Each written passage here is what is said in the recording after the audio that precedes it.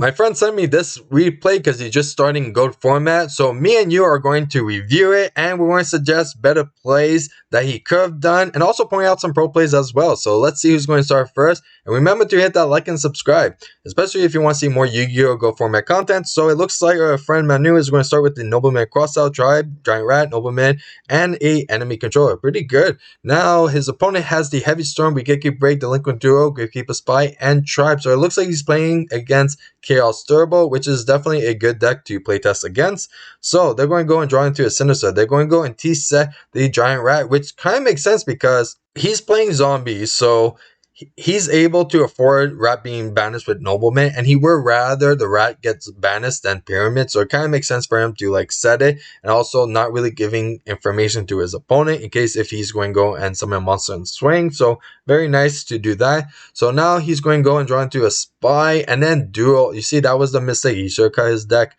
prevented that Duel from being drawn. So now he's going to hit the Tribe, and then he's going to send the Sinister Serpent. Smart play, because then he's going to add it back on his standby phase. So they drop deck into his Spirit Reaper. They're going to add a Serpent on the standby phase. They have to remember to change phases for the Sinister. Now Nobleman Crossout is going to hit the Spy. They don't have any more targets. It looks like, no, they have one. Very interesting. So now they are going to go and summon the Spirit Reaper, Giant Rat, and then they're going to swing with both. And let's see what they sniped. It looks like it's going to be a Heavy Storm. Now, they could have set it the Nobleman as a bluff to add pressure since Heavy Storm was discarded. And this is something to do to really like mindfuck your opponent, because if you just hit Heavy Storm, it just shows they have no more follow-up of destroying multiple back rows. So to add that little pressure and doing a bluff, that can definitely change the strategy quite a bit. So they're going to go and set the Spy. Nobleman is going to hit the Spy. Then Pyramid Turtle is going to be summoned. They are going to swing for everything, and Spirit Reaper is going to go and snipe another card, and it's going to be Tribe Infecting Virus. They top deck into the Upstart Goblin. They are going to use it, get Magician Fate. Not bad. Next, they're going to go and T-set the Decoaching and Wigeki Break. They top deck into the Pot of Greed, the pro plays. So they're going to go and draw two. And look at that, Fate and Delinquent Duo. So now they're going to attack with the Giant Rat. Draw with the Kochi. Spirit is going to attack. They have no choice but to Wigeki Break. And then they're going to go and set the Magician Fate and no. Okay. So if you already have such a big advantage, okay, and your opponent has no board, only one card in the hand, activate that Delinquent Duo. It's up to 2. You could definitely do it. Do that trade of 1 for 1. Don't get greedy and trying to go and hope that you can hit exactly 2 with it, because there's no reason why he should have 1 extra card in the hand. He could benefit so much. Example, if he top stacks into Graceful Charity, that's an extra card he could discard. If he top stacked into a card destruction, he literally has no cards to actually use because you duel. So now it's like this card could be so beneficial. Just Delinquent Duel. If they're down to 1 card, you do that, especially if they have no board. If they have a full board, that might be a different story, but if they have nothing, you activate that Duo. So they're going to go and draw into a Thunder Dragon. There you go. Good point, because if they dueled, then they were just drawing into a dead card, and then they would have been stuck and had to pass and admit defeat. So now they are able to use Thunder Dragon and set a Magician of Fate. So look at that. They set it.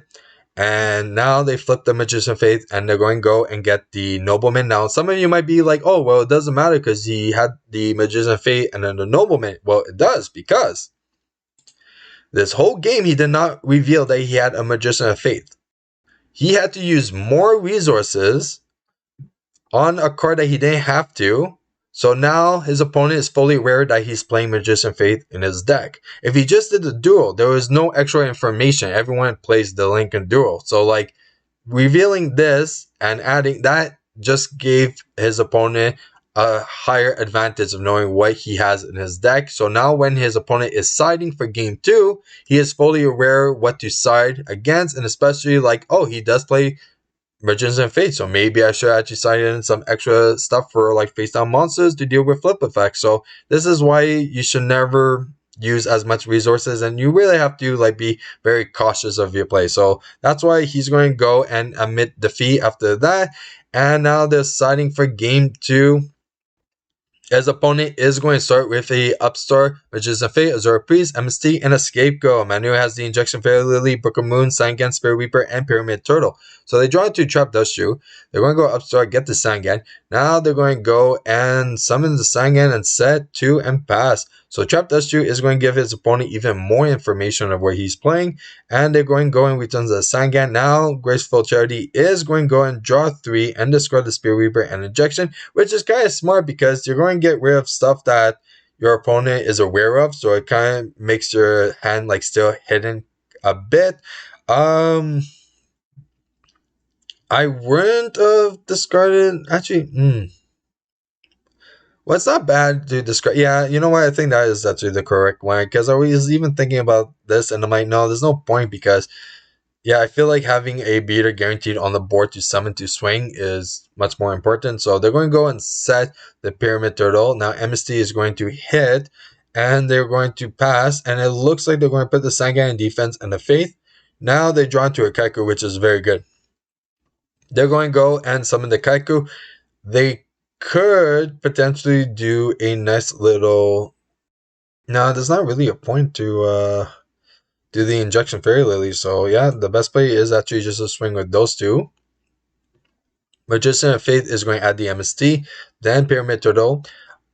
I would activate the Book of Life and target the Sangan because for them to get life monsters in a graveyard is very easy, especially with Thunder Dragon. Darks, that's another situation, so they're going to have to discard it or they're going to have to suicide into your monster. Like, there's a lot of plays that they would need to do to get another Dark into the graveyard, so this is why I'm like, use the Book of Life, get the Spirit Reaper in defense, banish it, and let them really work for trying to summon a Chaos monster. So they top deck into a card destruction, not bad. MST is going to be activated. They don't chain it, which is kind of smart because you don't want your opponent to do a Nobleman crossout. You haven't seen any Nobleman crossout, so now it could have been very different. So Scapegoat, it's set, and then they're going to draw into a Scapegoat. So next they are going to attack with the Pyramid Turtle, then attack with the Kaiku, and it's going to remove the 2 tokens. So now they should still use the Book of Life. And no, they don't even set the Scapegoat, which is like, that's actually a smart play because if you don't have like room for a Scapegoat, you definitely do it. If you want to bluff the Scapegoat, that's fine as well. So then you're just doing a trade because they already used the MST. So if they're going to pop it, they have to use either the Regeki Breaks or even a Heavy Storm, which you don't mind at all if they did on a dead Scapegoat. So now card destruction is going to wipe his hand. So looks like those Book of Lives are completely dead. They draw into a Heavy Storm, Kaiku, and a Pyramid Turtle. Not bad. Oh, and the Call of the Haunted too. Almost forgot that.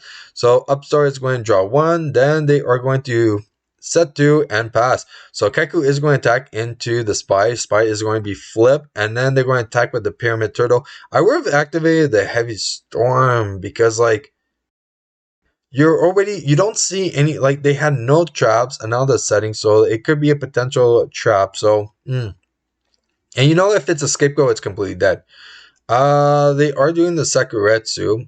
He's not changing his phases like at all during the whole match, so he has to do that. So he's going to go and set and then pass. And we have Sinister adding, okay, very nice. Then they're going to go with the Graceful, adding, drawing 3 and then discarding 2. So discarding the Breaker and the Sinister, interesting. So now they're going to go set the Kochi and then pass. The draw to enemy control, quite good. They're going to go with the Giant Trune, Pyramid Turtle, Kaiku, Swing, very nice. Swinging again, getting rid of all the tokens, very nice. They are going to pass, they're going to draw, and let's see, Pagri, definitely very good. They were going to go and draw 2. Thunder Dragon is going to add 2. So very good hand for his opponent. So sending 2 Regeki, sending 1 and passing. So I would Heavy Storm. 1,000% I would Heavy Storm right now. So you have a Call to Haunted, which is realistically pretty dead, okay? You could definitely go and Heavy Storm do that change 1 for 1. If he goes and does activate it, it's even more cards as well. And then you could do like a follow-up as well if you want to. So yeah, it's pretty destructive, but you're not going to be winning in this exchange of 1 for 1, especially that they have Sinister Serpent. So now they're going to go call, bring back the Kaiku. They're going to add Serpent. They're going to go Regeki Break again, targeting the back. Yeah, there you go. He shouldn't have even set the Heavy Storm. There was no reason to set it. If you were going to set something, set the MST. So now they're going to go Magician of Fate. And it looks like that they're going to go Graceful Charity, and then they're going to go Metamorphosis, get the Thousand Eyes, Restrict. So this is interesting. Okay, so now we have Tribe doing its thing. They're discarding a bit. Call should not be in a graveyard because Call was equipped with the Kaiku. And Kaiku was not destroyed, so he should still have Call on the board. And it does matter because if you go True Nade, you're going to add the Call of the Haunted back to hand.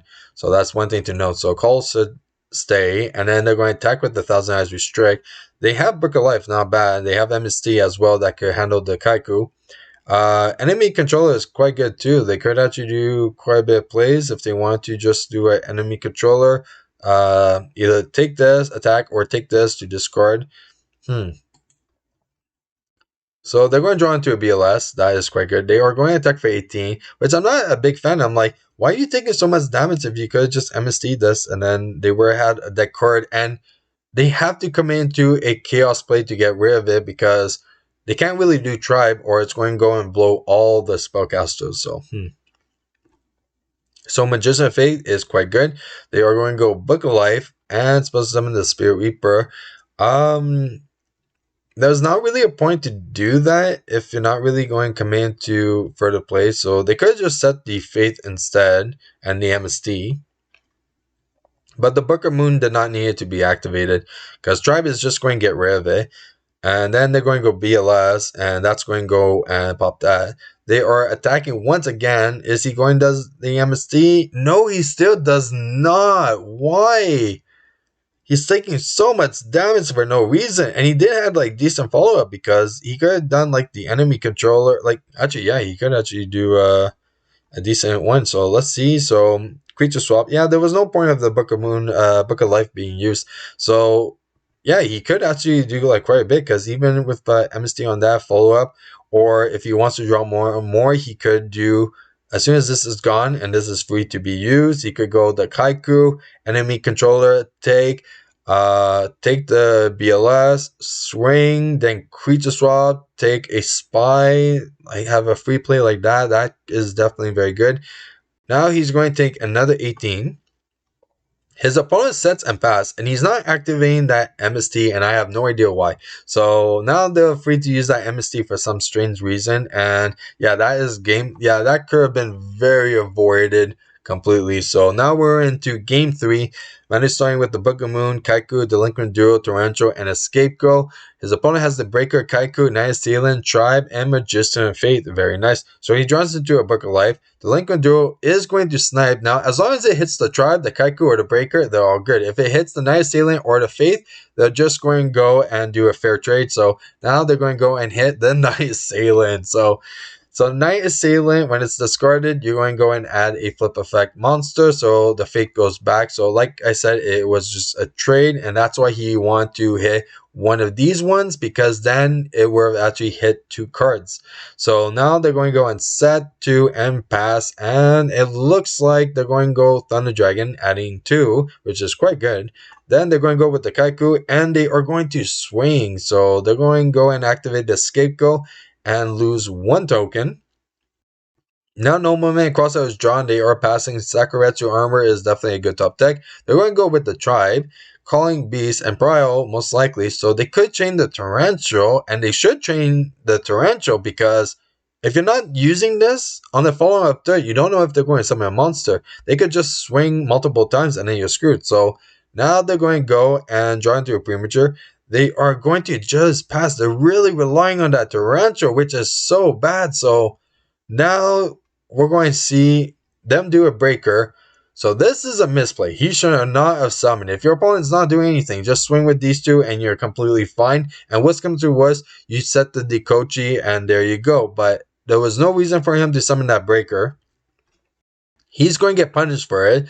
So that was a gamble on his end to just rely on that as well. But that was a big misplay on his opponent. So yeah, Sakuretsu is going to be set. They have Sangan. They are going. Ooh, that is not too good. If your opponent has one back row, like, you could benefit a lot by just swinging multiple times with that Sangan. He should just summon the Sangan and swing. If he does the Sakuretsu, he seems to be relying on the premature too much, which is not good because then your opponent could just pop the premature with ease, and you just wasted so much resources for no reason. So now they're going to set the Book of Life, and yeah, he's really not changing the phases. Jeez. So Heavy Storm is drawn and activated. So like I said, they go and they minus resources for no reason, and they could have been pretty good or well off with just a Sangan. So the Kochi is now summoned swinging. They're losing a monster. Now Pyramid Turtle is going to be summoned and swinging, so that's quite good. So now they're going to go and spell summon a Vampire Lord. Vampire Lord is going to swing, dealing some damage, and they are going to declare a trap, which I'm like, why? Because your opponent right now, the one card that he does not want to draw into is traps, because Vampire Lord is just a floater when anything with destruction, which has to do mostly with traps. So you want to call stuff that your opponent would want to draw, and that would be like spells. So them calling traps, that's definitely a misplay, because even if it's like a Nobleman Crossout that they send from the deck to the graveyard, it's definitely a good card for you to like be sent to the grave, because then on your follow-up you can start sending monsters if you need to, and you don't have to worry about those type of actions as well. So this is why I'm like, okay, because as soon as he said traps, he sent a Torrential Tribute. Like, he's like, this card is dead. Now, for you, you're probably thinking, how is the Torrential Tribute there? Well, with a floater, it is definitely dead. So he doesn't want to draw that. So he should have called spells. Definitely not monsters, because they could just send a Sinister Serpent and then add it back. So that would not have been good. Spy is drawn. They're going to set the Fate and pass. They have Creature Swap, which is quite good. So they're going to go and use it on the Sangan. And it looks like they're going to swing into it.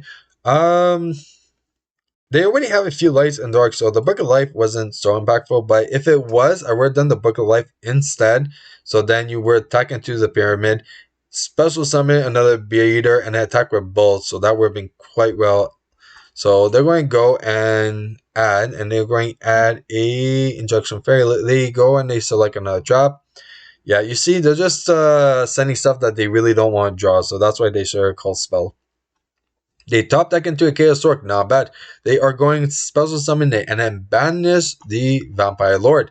Next, they are going to set the Spy. So they're pretty much all set, because they're going to go Nobleman first, banish the Spy, then flip the Fate, get the Creature Swap, activate the Creature Swap, then summon the Kaiku. Oh man! Now they could actually do some pro plays as well, getting rid of pretty much all the light monsters. So we're going to see what they're going to do. Oh man, he attacks with the Kaiku. Okay, that's a misplay. So he should attack with the Chaos Orc, because Kaiku is going to banish 2. Okay, so he's going to go and, but he can't banish the Fate. This is why. So when Kaiku attacks into a monster, okay, when it deals damage and activates its effect, that monster it just attacked into is still on the field. So he can't banish the Magician of Fate.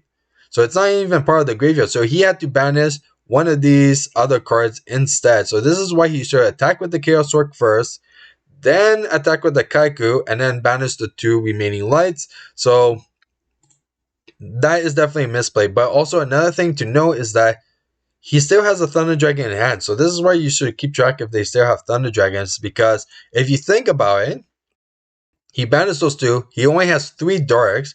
He should have actually banished the 2 dark monsters, then Book of Life, the other one, to special summon. So then they have only light monsters, because right now they could just discard the Thunder Dragon, and if they top deck a BLS, like, that could potentially do something if they didn't have the Kaiku. But let's say they top deck into a pot of green, and then they use it, and then it's like a Snatch Steal and a BLS, and then they're like, okay, let's just take the Kaiku, then BLS, swing twice, and then Kaiku directly. Or yeah, so you really have to play smart when it comes into this. So he should have actually balanced the trap and remember that he still has a light remaining in his hand. So now they're going to go and pass, and his metamorphosis, and his opponent admits defeat. Now, if there was other stuff that I missed, definitely comment it down below. If you enjoyed today's video, hit that like and subscribe. I'm Vaughn, and this was the Gear Channel.